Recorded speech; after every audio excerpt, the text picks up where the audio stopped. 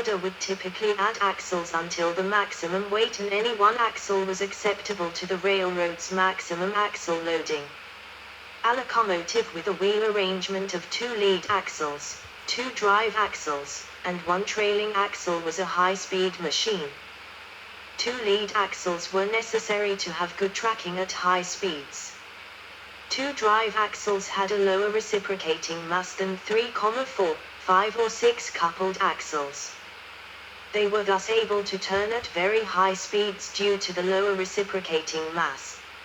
A trailing axle was able to support a huge firebox, hence most locomotives with the wheel arrangement of 4-4-2, American type Atlantic, were called free steamers and were able to maintain steam pressure regardless of throttle setting. Chassis. The chassis, or locomotive frame, is the principal structure onto which the boiler is mounted and which incorporates the various elements of the running gear. The boiler is rigidly mounted on a saddle beneath the smoke box and in front of the boiler barrel, but the firebox at the rear is allowed to slide forward and backwards, to allow for expansion when hot.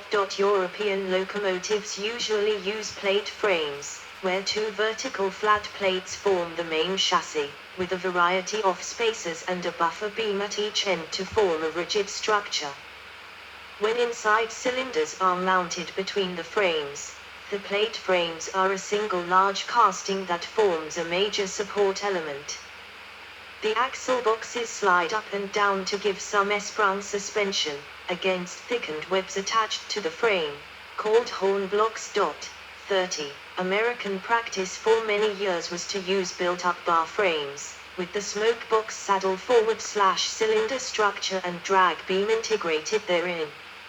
In the 1920s, with the introduction of superpower, the cast steel locomotive bed became the norm, incorporating frames, spring hangers, motion brackets, smoke box saddle and cylinder blocks into a single complex, sturdy but heavy casting. A SNCF design study using welded tubular frames gave a rigid frame with a 30% weight reduction. 31. Fuel and water. Water gauge. Here the water in the boiler is at the top nut, higher than the normal maximum working level. Generally, the largest locomotives are permanently coupled to a tender that carries water and fuel. Often, locomotives working shorter distances do not have a tender and carry the fuel in a bunker, with the water carried in tanks placed next to the boiler. The tanks can be in various configurations, including 2 tanks alongside, side tanks or pannier tanks, 1 on top, saddle tank, or 1 between the frames, well tank. The fuel used depended on what was economically available to the railway. In the UK and other parts of Europe, plentiful supplies of coal made this the obvious choice from the earliest days of the steam engine. Until 1870, 32, the majority of locomotives in the United States burned wood, but as the eastern forests were cleared, coal gradually became more widely used until it became the dominant fuel worldwide in steam locomotives. Railways serving sugar cane farming operations burned bagasse, a byproduct of sugar refining. In the US, the ready availability and low price of oil made it a popular steam locomotive fuel after 1900 for the southwestern railroads, particularly the Southern Pacific. In the Australian state of Victoria, many steam locomotives were converted to heavy oil firing after World War II. German, Russian, Australian and British railways experimented with using coal dust to fire locomotives. During World War II, a number of Swiss steam shunting locomotives were modified to use electrically heated boilers, consuming around 480 kilowatts of power collected from an overhead line with a pantograph. These locomotives were significantly less efficient than electric ones. They were used because Switzerland was suffering a coal shortage because of the war, but hard access to plentiful hydroelectricity. 33. A number of tourist lines and heritage locomotives in Switzerland, Argentina and Australia have used light diesel type oil. 34. Water was supplied at stopping places and locomotive depots from a dedicated water tower connected to water cranes or gantries. In the UK, the US and France, water troughs, track pans in the US, were provided on some main lines to allow locomotives to replenish their water supply without stopping, from rainwater or snowmelt that filled the trough due to inclement weather. This was achieved by using a deployable water scoop fitted under the tender or the rear water tank in case of a large tank engine. The fireman remotely lowered the scoop into the trough. The speed of the engine forced water up into the tank, and the scoop was raised again once it was full. A locomotive takes on water using a water crane. Water is essential for the operation of a steam locomotive. As Swengel argued, it has the highest specific heat of any common substance, that is, marithermal energy is stored by heating water to a given temperature than would be stored by heating an equal mass of steel or copper to the same temperature. In addition, the property of vaporizing, forming steam, stores additional energy without increasing the temperature. Water is a very satisfactory medium for converting thermal energy of fuel into mechanical energy. 35.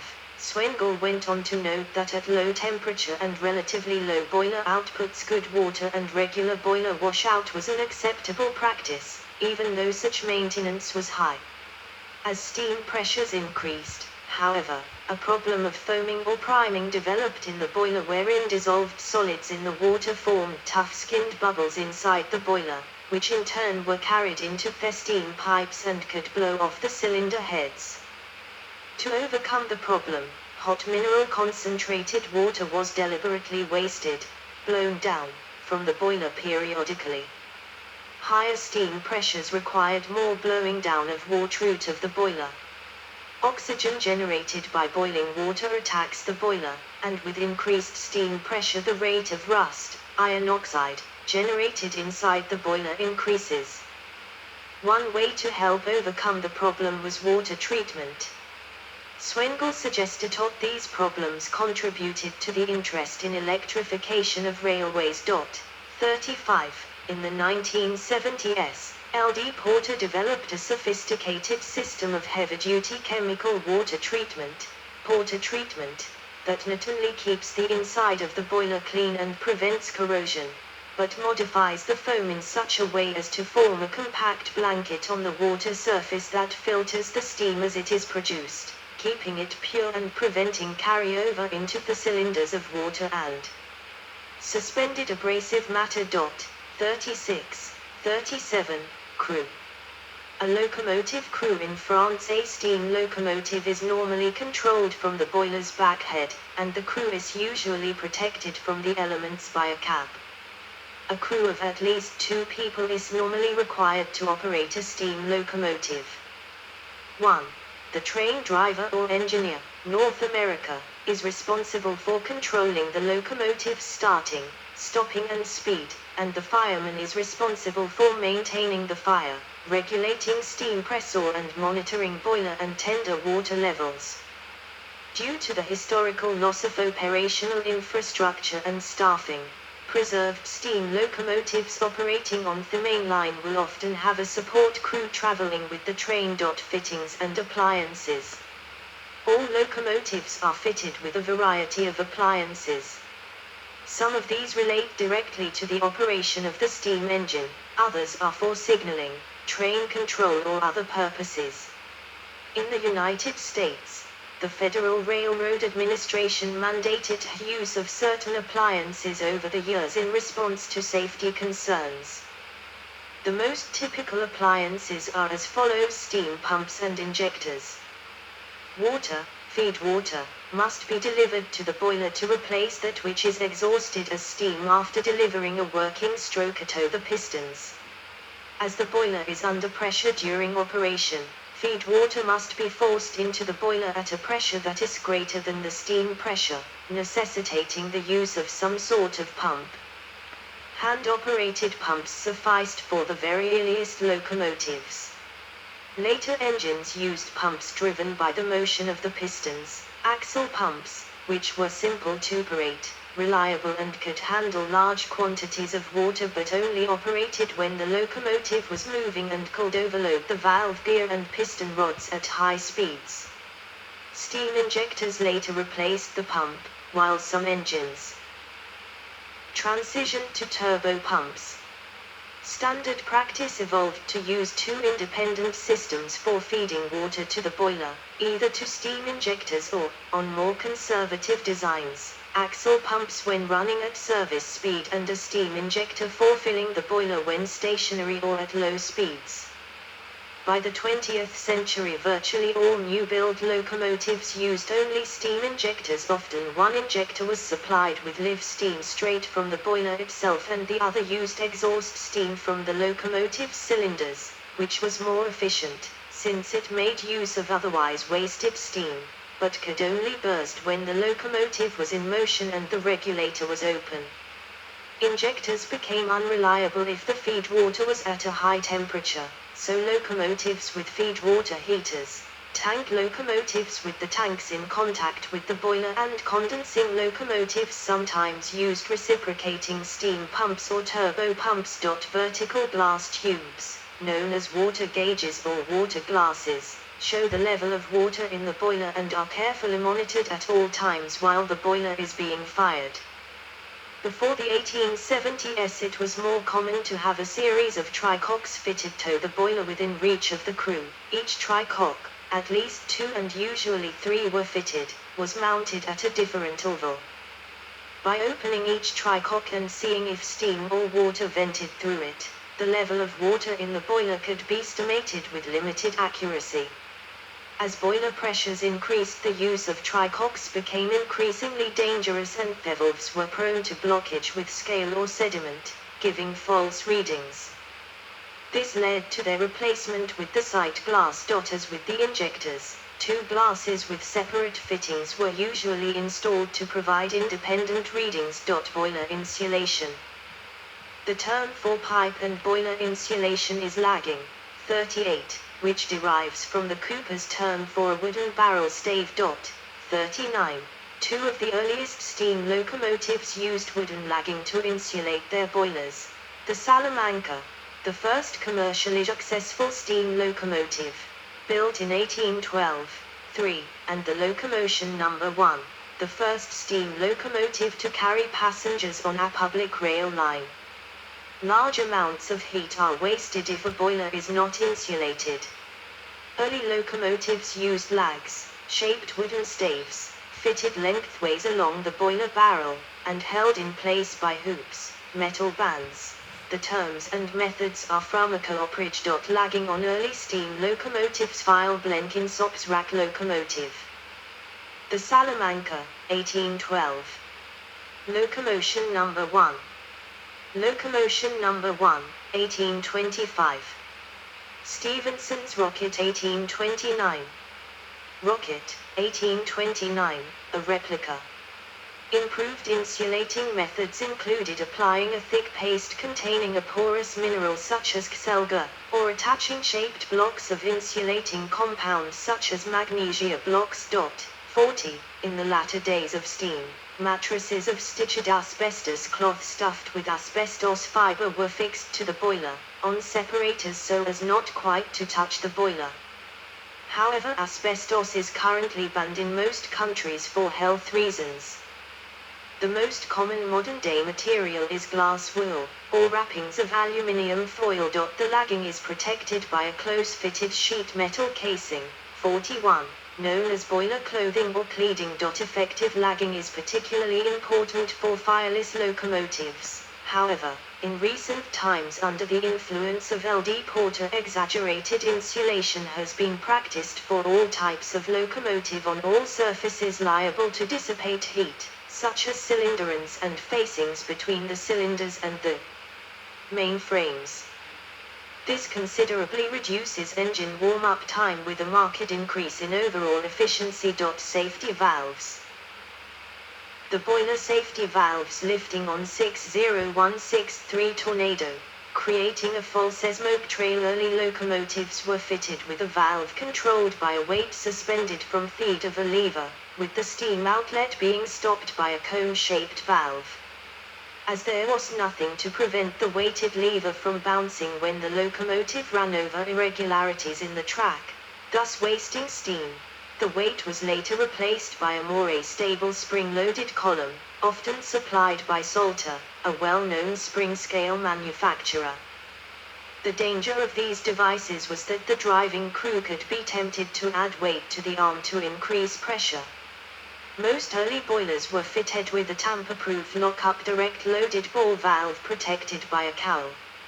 In the late 1850s, John Ramsbottom introduced a safety valve that became popular in Britain during the latter part of the 19th century. Not only was this valve tamper-proof, but tampering by the driver could only have the effect of easing pressure. George Richardson's safety valve was an American invention introduced in 1875-42, and was designed to release the steam only at the moment when the pressure attained the maximum permitted. This type of valve is in almost universal use at present. Britain's Great Western Railway was a notable exception to this rule, retaining the direct-loaded type until the end of its separate existence, because it was considered that such a valve lost less pressure between opening and closing. Pressure gauge. Pressure gauges on Blackmore Vale. The right-hand one shows boiler pressure, the one on the left steam chest pressure. The earliest locomotives did not show the pressure of steam in the boiler, but it was possible to estimate this by the position of the safety valve arm, which often extended onto the firebox back plate. Gradations marked on the spring column gave a rough indication of the actual pressure. The promoters of the Rainhill trials urged that each contender have a proper mechanism for reading the boiler pressure, and Stephenson devised a 9-foot vertical tube of mercury with a sight glass at the top, mounted alongside the chimney, for his rocket. The Burden tube gauge, in which the pressure straightens an oval section coil tube of brass or bronze connected to a pointer, was introduced in 1849 and quickly gained acceptance, and is still used today. 43. Some locomotives have an additional pressure gauge in the steam chest. This helps the driver avoid wheel slip at startup, by warning if the regulator opening is too great. Spark arresters and smoke boxes. Spark arrestor and self-cleaning smoke box. Typical self-cleaning smoke box design wood burners emit large quantities of flying sparks which necessitate an efficient spark arresting device generally housed in the smokestack. Many different types were fitted. 44. The most common early type being the bonnet stack that incorporated a cone-shaped deflector placed before the mouth of the chimney pipe, and a wire screen covering the wide stack exit. A more efficient design was the Radley and Hunter centrifugal stack patented in 1850, commonly known as the diamond stack, incorporating baffles so oriented as to induce a swirl effect in the chamber that encouraged the embers to burn out and fall to the bottom as ash. In the self-cleaning smoke box the opposite effect was achieved, by allowing the flue gases to strike a series of deflector plates, angled in such a way that the blast was not impaired. The larger particles were broken into small pieces that would be ejected with the blast rather than settle in the bottom of the smoke box to be removed by hand at the end of run. As with the arrestor, a screen was incorporated to retain any large embers. 45. Locomotives of the British Railways standard classes fitted with self-cleaning smoke boxes were identified by a small cast oval plate marked S.C, fitted at the bottom of the smoke box door. These engines required different disposal procedures, and the plate highlighted this need to depot staff. Stokers. A factor that limits locomotive performance is the rate at which fuel is fed into the fire. In the early 20th century some locomotives became so large that the firemen could not shovel coal fast enough. 41. In the United States, various steam-powered mechanical stokers became standard equipment and were adopted and used elsewhere including Australia and South Africa. Feed water heating. Introducing cold water into a boiler reduces power, and from the 1920s a variety of heaters were incorporated. The most common type for locomotives was the exhaust steam feed water heater that piped some of the exhaust through small tanks mounted on top of the boiler or smoke box or into the tender tank. The warm water then had